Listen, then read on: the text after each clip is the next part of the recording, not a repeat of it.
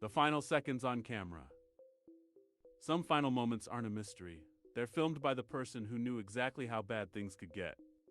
In December 2021, Patricia Birmingham, 48, stood in the driveway of her Spring, Texas home, holding her phone. She wasn't filming a TikTok or a selfie. She was documenting a 17-minute argument with her husband, Carrie Birmingham, 60. The shock came at the very end of the footage. After a stream of verbal abuse, Carrie, wearing a bathrobe and holding a shotgun, told her, "You're going to meet Jesus," and pulled the trigger 3 times. He didn't know the phone was still recording. The crime was a cold-blooded execution, caught in high definition. Patricia had been recording to document Carrie's escalating behavior. As the argument intensified, Carrie walked inside, returned with a shotgun, and the camera captured the sound of the shots and Patricia's final moments.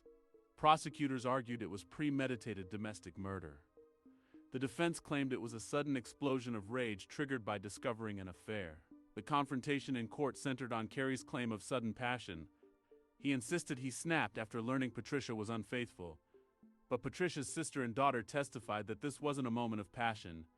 It was the final act in a long pattern of control and abuse. Their testimony directly challenged the narrative that Carrie was a devastated husband instead of a long-term abuser. The motive was malignant jealousy wrapped in a legal loophole. The evidence was devastating.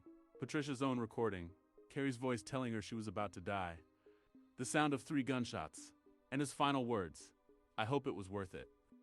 Despite this, the defense successfully argued sudden passion, a Texas law that can drastically reduce sentencing if the killer acted in emotional turmoil.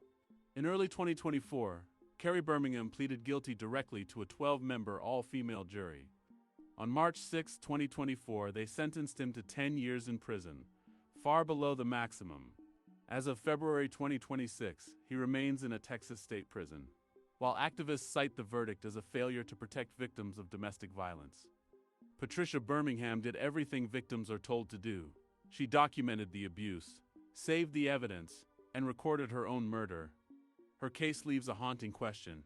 If a woman captures her own execution on video, and her killer still receives a light sentence because he was upset, does the law value the passion of the predator more than the life of the prey? And what does it take for a victim's voice to finally be enough? Follow for more Murder Map stories.